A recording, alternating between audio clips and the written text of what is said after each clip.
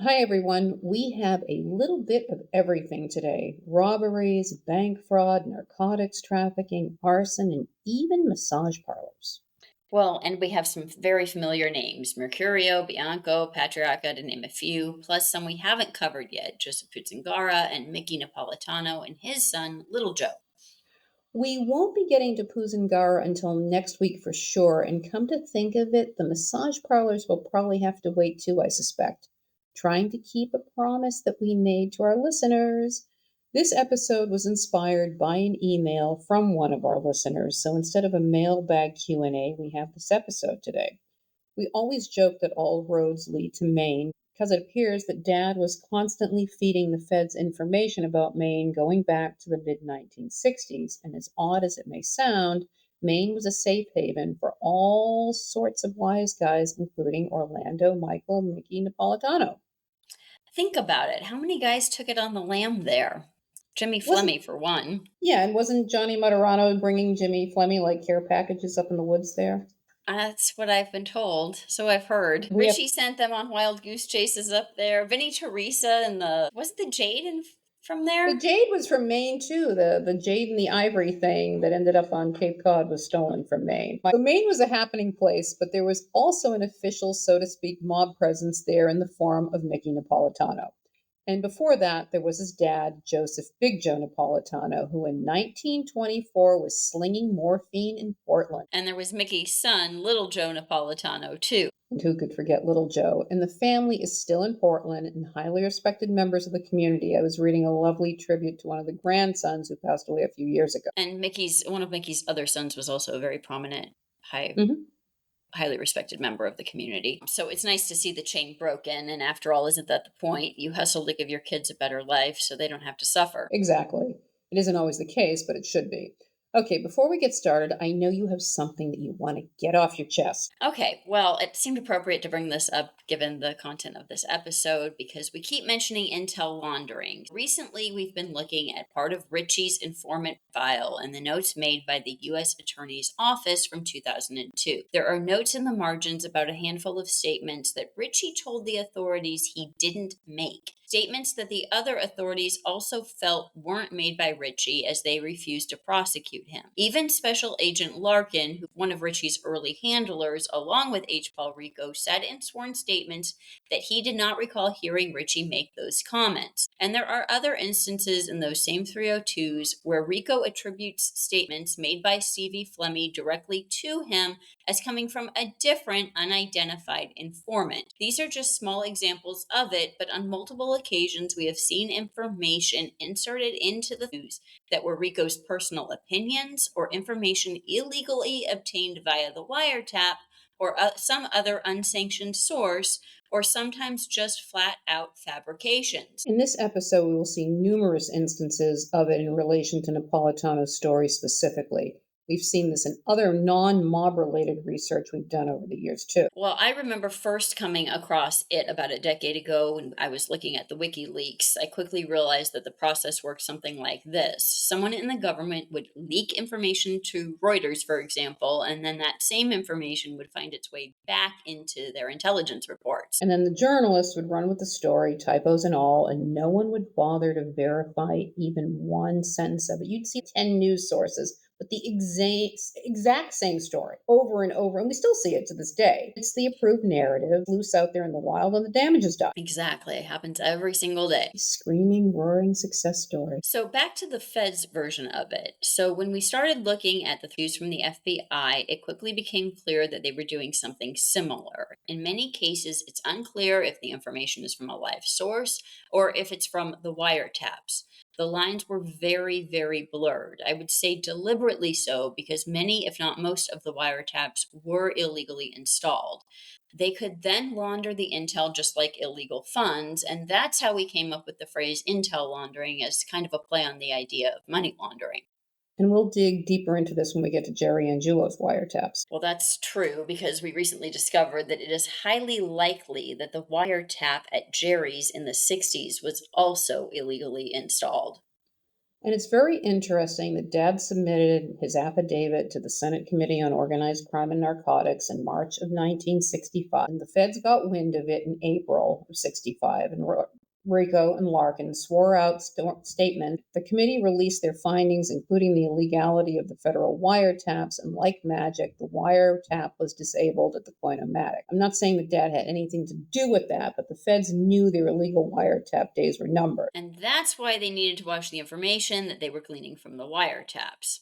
Okay, I'm putting away the soapbox, getting off of it, and we'll jump into the Napolitanos. Okay. Orlando Michael Mickey Napolitano was born in 1916 to Lena Grimaldi and Joseph Napolitano. Hold on a minute. Not to be too pedantic, but while Mickey's obituary says that he was born in Brooklyn, New York, I did find a birth certificate stating that he was born in Portland, Maine. That makes perfect sense, and as I mentioned earlier, his father, Joseph, was one of the major narcotics dealers in the state of Maine. In 1924, he reportedly sold an ounce of morphine to a federal agent in a sting operation. You know, I think this is one of the earliest sting operations I've ever read about. Likewise, and it must have been insane. Big Joe weighed 225 pounds, and he wasn't going to let the law take him in that easily, so they shot him 3 times in the hand, the thigh, and the leg.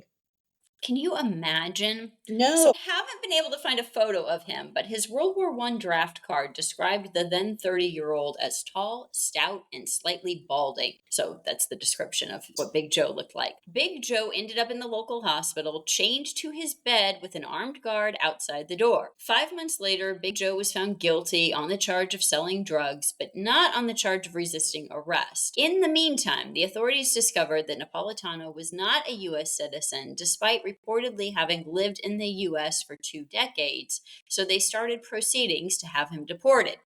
Of course, he appealed, but the conviction was upheld, and he was ordered to appear before the court to be sent to the federal pen in Atlanta for 1 year and a day in November of 1925, a full 18 months after his arrest. But by that time, Big Joe had packed up his family that now numbered a wife and 7 children, and they headed off to Brooklyn, and they took it on the lam there for 11 years. That's insane. But think about it, it was the perfect place to hide. Well, that's true. Family, large family. They had Large 5 more family, kids. 5 5 more more kids. Well, kids after that? yeah. Yeah, 12? I think he had an even dozen kids. Wow. Okay. Anyway, by the early 30s, the now grown Mickey Napolitano had made his way back to Maine, where he started his life of crime, mostly for what was euphemistically called liquor violations in the papers. He married a local girl and they started a family, with Joe Napolitano being the eldest son, named after his narco grandfather. During World War II, Mickey served in the Navy and the Pacific Theater. While he was gone, Big Joe passed away. Mickey was released from service and became a civilian again in December of 45. The Navy had failed to reform him, however, and he picked up where he left off with his criminal enterprises. He avoided any serious charges, and most of his pinches were for gambling and such stuff. In January of 1964, he was arrested by the FBI on racketeering charges. The specific allegation was that he had a packet of betting slips that he handed to a driver who would then transport them across state lines into Massachusetts and on to Boston.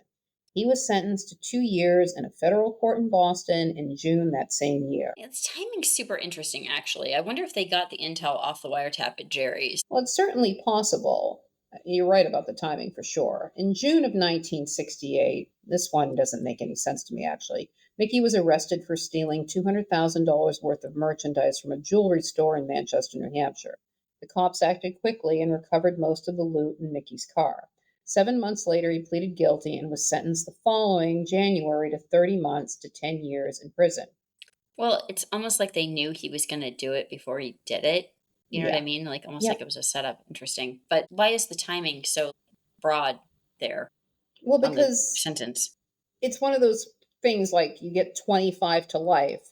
It's really not that odd. It's an effort to keep the person on parole for extended periods of time. So if the person doesn't wrap up that lower number of the sentence and is granted parole, they're on parole for the balance of the years to the higher number. So Oh, okay. so if he gets out after doing say 2 years, then he's going to Okay. be on parole for another 8 years. Well, let's introduce little Joe Napolitano now. In May of 75, he was arrested on counterfeiting charges. He didn't have much of a record prior to that arrest, but had been convicted in late 62 on charges of operating an illegal still in Maine, along with several others in New England. The IRS claimed in court that the group had been producing several thousand gallons of alcohol weekly and distributing it along the East Coast for about 7 months. That must have been a mega still. For sure, but get this, they were arrested on March 24th, 1962, just 18 days after the wiretap was installed at the Coin-O-Matic in Providence. The Boston FBI office does not appear to have been involved in this at all, though, and no mention of it is made in the notes from the wiretap. But it's still awfully suspicious, and I could see the Fed giving, a heads up to the ATF or the IRS. Sure, but I don't think the Napolitanos were with Raymond as much as they were with New York, which makes sense given that Big Joe had been living in Brooklyn for 11 years. True, but that doesn't mean the boys didn't know about the still and weren't gossiping about it. Well, for sure, especially since there were Providence guys involved Mm-hmm. in the operation. Yeah. But I still have questions about the story that Larry Bayoni made little Joe, given the Napolitano's New York ties. That just seems highly improbable. I'll go on my tirade about that later. I don't know. I just think they're maybe more tied in with New York and slash, like at the New Haven situation. Yeah, well, definitely the Connecticut situation is tied to New York, and the same thing with Western Massachusetts too. Springfield, like Schiavelli and all those guys. Okay, sorry. Well, in the meantime, little Joe was sentenced to 3 years in prison in January of 69, along with Sammy Rosencrans of Newton, Massachusetts, who drew the heaviest sentence, and Frank Romano and Charles White of Providence, Joseph Alamonte and Anthony DePietro, also Massachusetts residents, and John J. Ricci of Portland, Maine.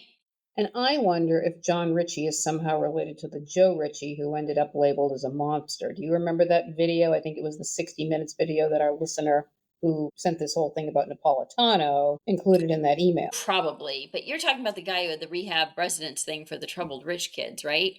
Yeah, that's the one where Michael Skakel was a patient and he supposedly confessed to killing Martha Moxley there. Okay, we're not going to go down that rabbit hole today. But we should mention that Ritchie had finagled his way into this next case, not to inform on the Napolitanos, but to continue to carry out Jack's revenge plan on Vincent Costa, who some of our listeners will remember as one of the perpetrators of the Brinks heist. Oh, yeah, so Jack and Dad love the long game. There's no question there. But let's talk about the case itself for now. In May of 1975, little Joe was arrested in Revere with two large green suitcases filled with counterfeit bills. They were stuffed in the trunk of a Thunderbird driven by little Joe's cousin, Michael. A total of 11 people were arrested in Chelsea, Massachusetts, and Los Angeles, California. Besides little Joe and his cousin Michael, Felice Napolitano, Pasquale Napolitano, and Vincent Costa, 6 others were taken into custody from around the country. The $1 million worth of $20 bills were printed by a counterfeiter that Costa had a relationship with. The Secret Service described the ring as one of the biggest in New England. As Laura mentioned, we suspect that Ritchie had given the authorities information on what Vincent Costa was up to after he got out of prison. Correct. And a few months later, in October of 1975, an unknown informant told his handler that Costa had stiffed the counterfeit printer for his work. Although the authorities initially said they had printed roughly 1 million worth of counterfeit bills, the number was actually closer to 2.5 million. That's crazy. Yep. I think the unknown informant is Ritchie, though. I do too, but so funny. But while awaiting trial, little Joe was shot twice in the stomach at 2:15 in the morning on December 28th while parked on Federal Street in Boston. He said a man approached his vehicle, opened his car door, and opened fire before fleeing on foot, which sounds highly suspect in my opinion, but it's whatever. Boston. Little Joe was unable or unwilling to provide a description of his assailant, but was able to drive himself to the hospital before losing consciousness. The counterfeit trial against Joe Napolitano began in September of 1976. Felice Napolitano had already been sentenced to 3 months after pleading guilty in an agreement in which she told Judge Toro that he was promised that the government wouldn't seek further charges against him. Judge Toro held him on contempt charges after he refused to testify for the second time. And the following day, little Joe was found guilty. He was scheduled to be sentenced on October 14th, but Judge Taro imposed a 2-year suspended sentence after finding DA Jeremiah O'Sullivan's claim that Napolitano was a counterfeiting kingpin ridiculous. O'Sullivan tried to submit 2 affidavits from the Secret Service, but Toro rejected them. He did offer a continuance to allow O'Sullivan to gather witnesses to put on the stand who would also be subject to cross examination, but O'Sullivan declined. Okay, but the counterfeiting ring was not out of commission according to the authorities. And I'm sorry, but I find this next part of the story really fishy and weird. Forgive me. Hmm. In May of 1977, 3 Dedham residents were arrested on charges of larceny over $100. There was just a brief little blurb in the newspaper that the trio had been arrested by the Jordan Marsh Security Police. So, like, the Jordan Marsh had their own. And all the department stores had security. I worked at Filene's when I was a teenager. They weren't police necessarily, but they could stop you, take you in, they'd bring you down to a room or whatever, and then hold you until Right. the actual police came. It's not like now where you can go Yeah. shoplift, walk out with half the store and nobody can stop you. Back in those Right. days, they Right. could still stop you. Yeah. But only thing I think of is Jordan Marsh and the Blueberry Muffins. I'm sorry. We need a Boston organized crime food tour. That's what I think, even if it's just a virtual one. I think that would be kind of cool to put together. When we go on our season break between season 2 and season 3, then we'll do that. If we ever get to the end of season 2. Season 2 is just going to go on for another 2 years, but that's okay. Well, for 2 months, there wasn't even a peep about the Jordan Marsh case until the home of one of the men, James B. Shapiro, was raided by the Secret Service and the Norfolk Sheriff's Department. In his bedroom closet, the feds found more than $3 million worth of counterfeit $100 bills. The Secret Service agent in charge was the same agent who was in charge of the Napolitano case, Thomas C. Smith. The following month, Shapiro and his cohort, Lee F. Atherton II, appealed their larceny sentences for the theft at Jordan Marsh. And that seems ridiculous considering what they were facing. 3 months later, in September, both Mickey and little Joe were arrested. Mickey was picked up in Florida and Joe in Maine at his mom's house. I just want to mention that Sonny Mercurio, Richie Floramo, and Philip Corso were arrested in Pittsburgh, Pennsylvania on stock fraud charges the exact same day. The 70s and 80s were the decades of bank, security, loan, and stock fraud. We could do a whole series just on that. It's true, and it was much easier than robbing, I suspect, at this point. Mm-hmm. Mm-hmm. Anyhow, little Joe faced charges on 2 counts of conspiracy to possess and for passing counterfeit money. And here's where it gets crazy. Well, in Massachusetts, here's where it gets normal. Well, got nothing to say to that. But according to John Zip Connolly's testimony in April of 78, it was little Joe Napolitano who had led them to Shapiro's home, and Napolitano gave Connolly samples of the counterfeit money that Zip then passed on to the Secret Service on June 29th. That evidence was what allowed them to get a warrant to raid Shapiro's home. Secret Service agent Gerard Bellevue claimed that Connolly introduced him to Napolitano as an informant on July 5th, 1977, 3 days before Shapiro's home in Dedham was raided. A Boston police officer who was on Garrett Burns' staff stated he met Napolitano at the Parker House in Boston 3 days after the raid. Quote, "This is a bizarre case. This is the first time I've ever participated in identifying an informant in court," end quote. Connolly testified after him that he was informed by Burns's organized crime task force the following day that he had to drop Napolitano as an informant.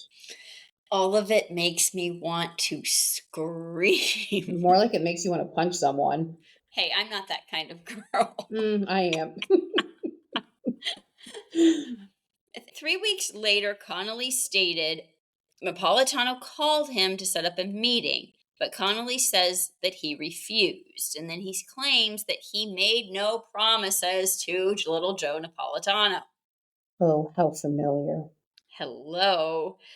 Zip said he told Napolitano that he would be outed as an informant, but it was never made clear when Connolly supposedly told him that, only that Connolly states it under oath at the trial that little Joe didn't show up for. Meanwhile, the Boston SAC for the Secret Service, Thomas Smith, said that the investigation into the counterfeiting had been ongoing for 2 months, exactly the amount of time that had elapsed from the time Shapiro was pinched for the theft at Jordan Marsh. Honestly, my money is on Shapiro or his wife or one of their partners flipping, not little Joe. It all screams of Fed intel laundering and Connolly doing a favor for Whitey or just going after the Italians as usual. My other kinder theory is that Connolly threw Napolitano to the Sharks to protect Sonny Mercurio as a source. Just reminding you guys that Sonny had been a top echelon informant for over a decade at this point in the story, so he was pretty, high level and pretty immersed Yeah, in the whole thing. and he was in trouble at that point in time. So he gets arrested the same day Yeah. that all these other guys get arrested. So you're not going to get an argument out of me. Okay, let's wrap up the Shapiro counterfeit case. The Suffolk County ADA demanded that the judge revoke the now AWOL Little Joe's bail, who had fled after the first day of the trial. According to him, Little Joe had threatened to flee the country if he were indicted, but the judge waited until after the weekend to decide, and by that time, Napolitano was gone.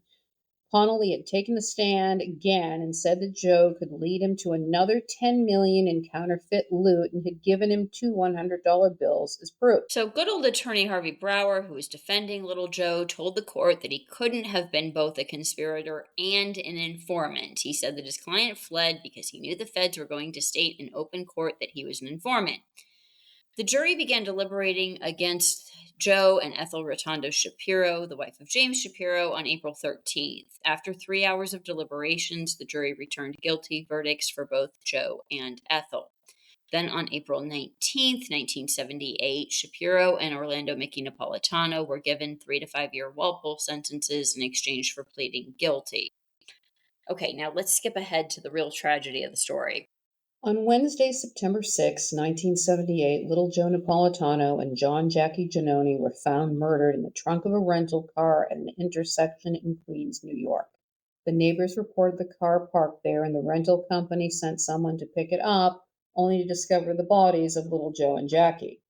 This, in my mind, confirms my theory that they were affiliated with the Colombo family and not Raymond and Jerry. It was rumored that little Joe turned to the Colombos for help, but whether they were whacked by the Colombos or by Boston getting there first, that's a mystery.